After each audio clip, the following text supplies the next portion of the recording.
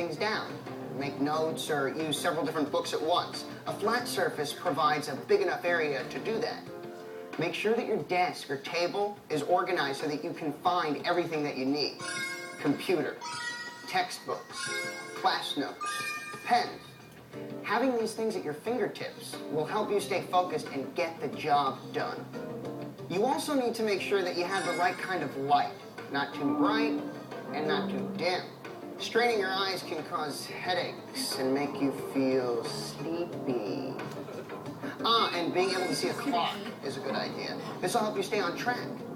Working at a desk means that you're going to need a decent chair, one that's comfortable, but not that comfortable. And David, this room is a little on the hot side. Can we open a window? Too much heat can really tire you out. When you study, it's a good idea to eliminate anything that might distract you. And that means kill the music. And the TV. Turn the cell phone off. Oh, and that computer should be used for study-related activities. Not for instant messages, smiley face, laugh out loud. I see what you're doing over there. What about the distractions you can't turn off? David, take out the trash. And when you're done with that, wash the dog. And when you're done with that, mow the lawn. And after that, I need you to run. Well, you know, you might want to tell the people that you live with that you're studying. You need to be left alone for a while. Works for me. And you do wear glasses, don't you, David? Yeah. Make sure you have them on. You can't study what you can't see. Okay, so you're all set, David. Now get studying, and good luck. Remember, studying is not a one-size-fits-all type of deal. The goal is great grades, and there are many roads that can take you there. The trick is finding the road that you are most comfortable traveling on. Preparing to study is in many ways just as important as the studying itself. Before you study, you need to get organized and stay organized. So what can help you get organized? Cards. What else? No. Cut. Oh, sorry about that. Where were we? Oh, yeah. Organization. Cars. That's K-A-R-S. K. Know. Know exactly what you're supposed to be studying. Make sure you've copied down all of your assignments. A. Accomplish. Plan exactly what you want to accomplish during a particular study session. If it's math, then do the math. If it's chemistry, do chemistry. Don't go English chemistry with the math and the Shakespeare and everything's happening with the equations in the factory. It's confusing. R. Routine. Create a study routine and stick to it. Say, Monday through Friday between 7 and 8. By creating a routine, you'll still have time to study and do other things that you really want to do. S. Start. Do. As soon as you sit down, get started. Don't procrastinate. Concentration is the ability to direct your thinking, to focus your attention on one particular thing. Concentration plays an important role in studying. I mean, without one, you can't have the other. But you know how it is. You can start off thinking about one thing and wind up thinking about something else altogether.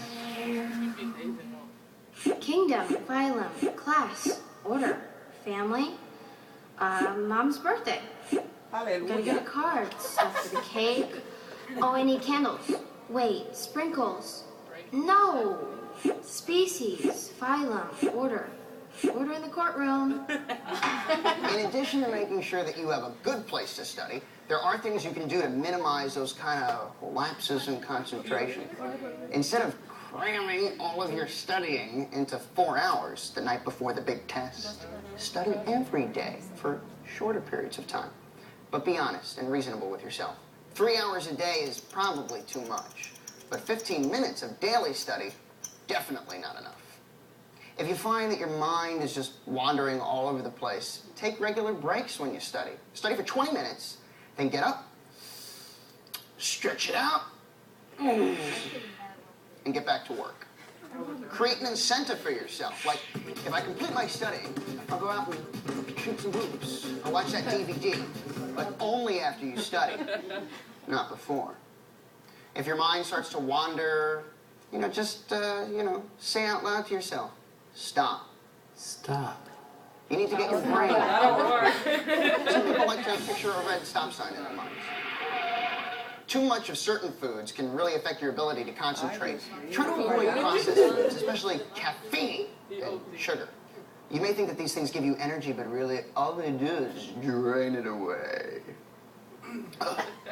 And please, get some kind of exercise every day. It just makes you feel good, and it keeps your energy up. One of the most fundamental parts of any study routine is reading, and sometimes a lot of it. But how do you remember everything you read? And what exactly are you supposed to do while you read except read? One very effective method you could use while you're reading textbooks is called SQR3. SQR3. No, it's not a robot. It's a reading strategy. SQR3 stands for survey, question, read, recite, and review. Now, let's suppose you're getting ready for a particular test, and in order to prepare for the test, you need to reread that chapter in your textbook. The first step in the SQR3 method is to survey the chapter. When you do a survey, you do a quick preview, just really fast. Read the chapter title, introduction, and summary. Pay attention to headings and subheadings. Look at the charts, diagrams, graphs, or maps. Pay attention to chapter vocabulary and words that are bold or italicized. They're important. Finally, skim the end of the chapter discussion topics or questions. Next, you'll want to formulate questions. You can do this by turning headings and subheadings into questions. This section is headed Louisiana Purchase, and there's a subheading called Thomas Jefferson. Your questions might be, what is the Louisiana Purchase? Or, what is the connection between the Louisiana Purchase and the expedition of Lewis and Clark? Or, what was Jefferson's role in the Louisiana Purchase? It's a good idea to jot these questions down because they'll be an important guide as you read the chapter. Now you're ready to read. Read each section, keeping in mind the questions you've just formulated. After you read a section, try to answer the questions that you've created. Don't skip over words you don't understand. Look them up. Grab a dictionary.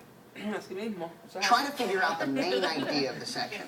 And if you can't, or you're finding the section a little difficult to read, go ahead and reread it. If you read with a notebook, you can keep track of things that confuse you. And make sure you ask your teacher about things you don't understand.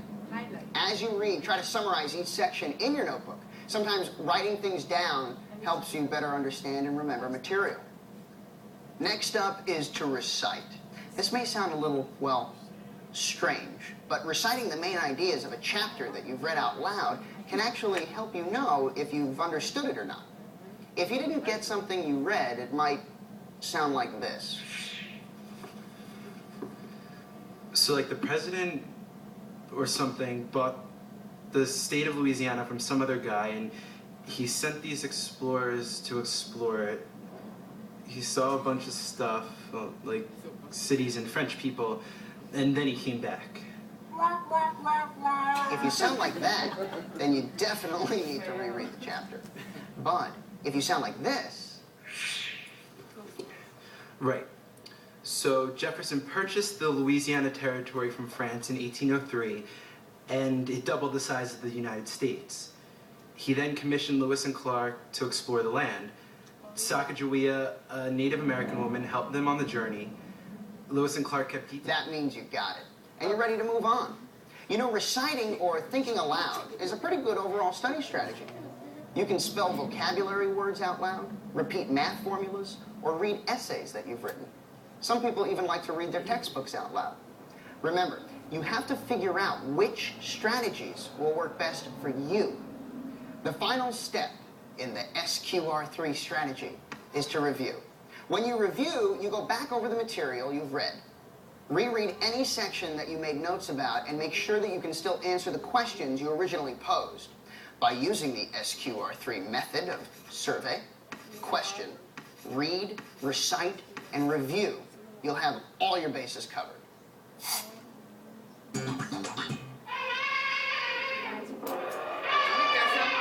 Elephants. What, might you ask, do elephants have to do with study skills? Anybody? No. Anybody? Right here. Well, here's the thing. Elephants never forget. Unfortunately, people do. And when you're taking tests, that could be a real problem. What then can be done while you're studying?